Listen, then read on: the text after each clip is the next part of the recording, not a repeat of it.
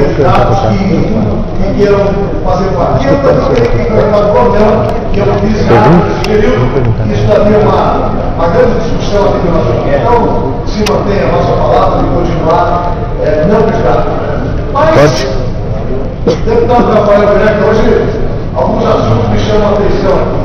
O Estado do Paraná diz hoje que convênio entre o governo e a OAB é inconstitucional. Já pensou? Deputado Roberto, Vossa Excelência, que é advogado devidamente comum na OAB, o convênio entre o Estado do Paraná e a OAB é inconstitucional. O que diria agora o presidente da OAB? Né? Fez um convênio inconstitucional, senhor presidente. O presidente da OAB, o todo transparente, né, presidente da OAB, fez um convênio imoral e ilegal.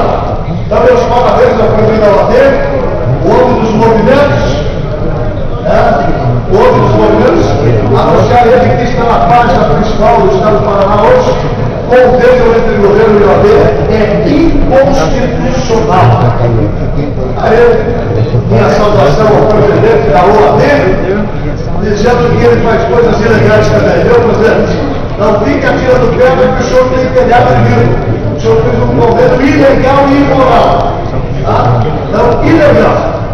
E outra coisa que me chama a atenção, deputado Chega, que a Assembleia do Povo do dia 13, Tribunal de Justiça é o 6º tribunal do país com mais comissionados irregulares.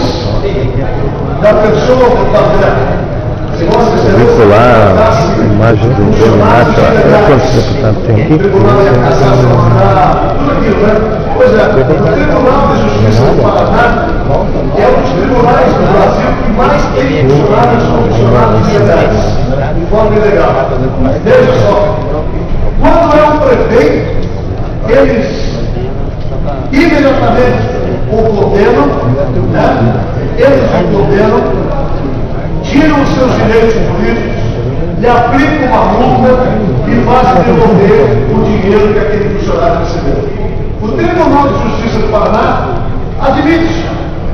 Tribunal admite distorções e diz que irá corrigi-las, mas não traz.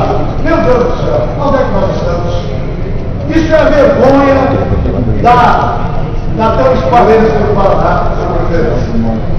O prefeito, quantos prefeitos estão condenados, estão no ficha limpa, porque contrataram